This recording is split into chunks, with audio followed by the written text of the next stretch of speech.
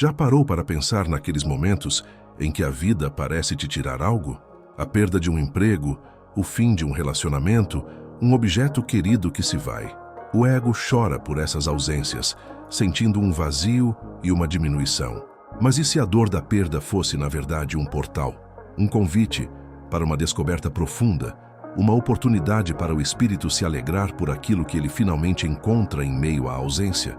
Acompanhe mais esse ensinamento de Eckhart Tolle e descubra como a vida, em sua sabedoria, usa as perdas para nos revelar a nossa verdadeira essência.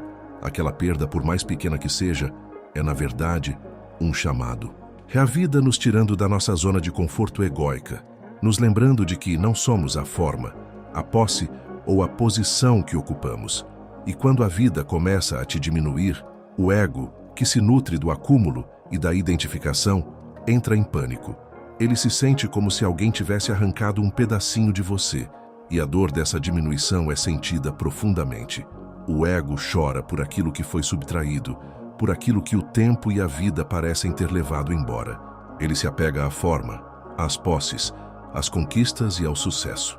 Se o ego está feliz quando algo é adicionado, que lhe proporciona conforto, e se identifica com o que possui, é natural que a dor da diminuição seja tão aguda. Quando algo é removido, o ego sente como se estivessem rasgando um pedaço de si mesmo, e a sociedade, de certa forma, nos ensina a alimentar essa parte do nosso ser.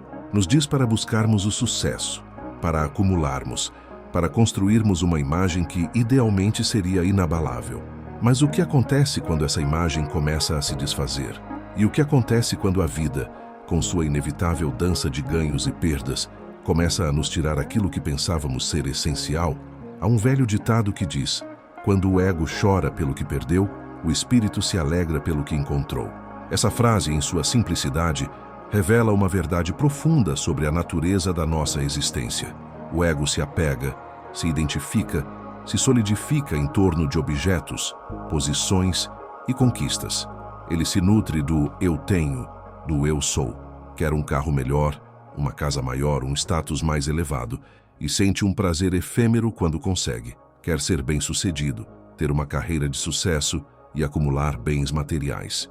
É por isso que uma simples perda, como a de uma carteira ou a de um emprego, pode gerar um sofrimento tão desproporcional. A dor não é pela carteira em si, mas pela fissura que se abriu na ilusão de controle e segurança que o ego constrói para si. É como se alguém tivesse arrancado um pedacinho de você, e o sentimento de diminuição é real, é palpável. A vida, no entanto, opera em uma dualidade constante: ganhos e perdas, chegadas e partidas. É a dança natural do universo, que a maestria da vida não está em tentar evitar as perdas, mas em aprender a cooperar com elas. Não se trata de negar o desejo de melhorar sua vida ou de buscar o sucesso de forma saudável. Não é sobre dizer a alguém: não compre esse carro porque você está apenas adicionando algo a si mesmo e isso vai amplificar o seu ego. A vida nos impulsiona a crescer, a buscar conforto e a realizar.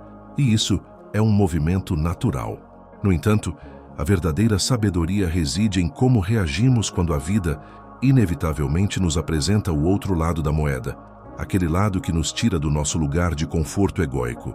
Pode ser uma ofensa, um fracasso profissional, uma doença ou a perda de algo material. Qualquer evento que pareça nos diminuir, que abale a imagem que construímos de nós mesmos, é um convite para olhar para dentro. Esses momentos não são punições, são oportunidades. A vida, em sua infinita sabedoria, está nos convidando a soltar as amarras, a nos desidentificarmos daquilo que somos e temos, para descobrirmos aquilo que verdadeiramente somos. A velhice é, talvez, o maior de todos os confrontos com a diminuição. À medida que os anos passam, o corpo perde sua força, a mente já não tem a mesma agilidade, e as conquistas do passado se tornam meras lembranças. Você pode ter construído um império, ter 5 casas, investimentos seguros, uma família perfeita. Pode ter a sensação de que finalmente chegou, de que todas as inseguranças do passado desapareceram e que sua vida é totalmente segura. Mas então, a vida começa a te subtrair, pedaço por pedaço.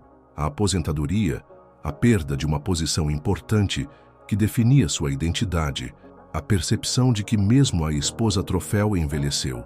Tudo aquilo que você construiu, que o ego se agarrou para definir quem você era, começa a se dissolver. E é nesse momento que a grande oportunidade se revela, ou a grande tragédia se instala. Para alguns, o envelhecimento é a oportunidade de finalmente transcender o ego, de deixar que essa casca rígida se torne mais transparente, permitindo que a luz do ser verdadeiro brilhe. Para outros, o ego se torna tão endurecido que a perda e a diminuição só aprofundam a amargura e a rigidez. Eles se agarram às suas opiniões, às suas verdades, à sua história de vida, e se fecham para a imensidão do momento presente. O ego, em sua busca incessante por controle e segurança, transforma a velhice em uma prisão. O indivíduo fica preso ao seu passado, ao que ele foi, à sua história de sucesso e conquistas. Ele se torna uma fortaleza de opiniões, de julgamentos e de certezas absolutas, sem se dar conta de que está cada vez mais enclausurado em sua própria mente. A sua identidade se funde com a sua história, com as suas crenças e com as suas posses.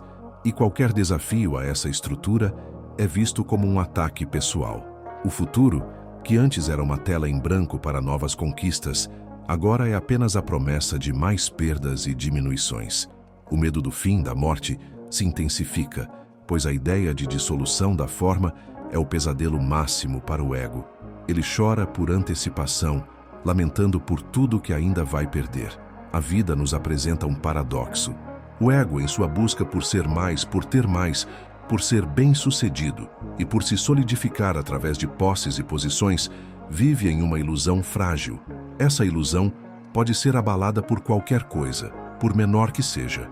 Uma ofensa, um fracasso, a perda de um objeto, tudo isso rasga o véu que o ego constrói. O ego então se infla e se protege, usando o que possui para se sentir mais seguro. Ele se apega a tudo o que pode ser adicionado e se identifica com isso. A satisfação é temporária e o medo da perda é constante. É por isso que você vê pessoas que compram algo novo, tiram uma foto e postam nas redes sociais. Não é apenas para compartilhar com um ou dois amigos, mas para mostrar a centenas ou milhares de pessoas.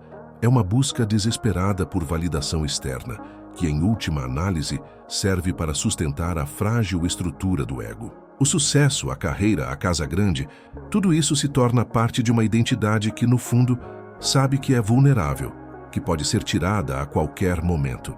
Mas existe um caminho diferente, uma resposta compassiva e libertadora diante da inevitável dança da vida. É o caminho da aceitação. Aceitar que a vida é feita de ganhos e perdas, de chegadas e partidas, é o primeiro passo para a liberdade. É entender que a verdadeira alegria não reside na soma, mas na essência. A velhice, com todas as suas diminuições, pode ser um portal para uma nova forma de ser. Pessoas que abraçam esse caminho se tornam mais compassivas, mais amorosas e até mais alegres. O ego, que antes se definia por suas conquistas, começa a se dissolver. A casca se quebra e a consciência, livre das amarras da forma, começa a brilhar. Essas pessoas recuperam a abertura e a leveza de uma criança que ainda não está sobrecarregada por conceitos e julgamentos excessivos. Elas podem simplesmente olhar para o mundo, para uma flor, para um pôr do sol e apenas ser, sem a necessidade de nomear, de analisar ou de impor a sua narrativa. Elas cooperam com as diminuições, com os atos de sabotagem que a vida parece infligir. Em vez de lutar, elas recebem esses momentos como um presente, como um convite para soltar algo que já não lhes serve mais.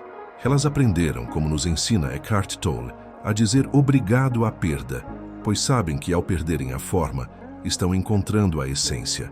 Muitos idosos, em seus 80 ou 90 anos, brilham com uma luz interna que transcende a forma física. Eles viveram, perderam, e em algum momento, seja através de um ensino espiritual ou simplesmente pela sabedoria que a vida lhes ofereceu, eles aprenderam a cooperar com a diminuição.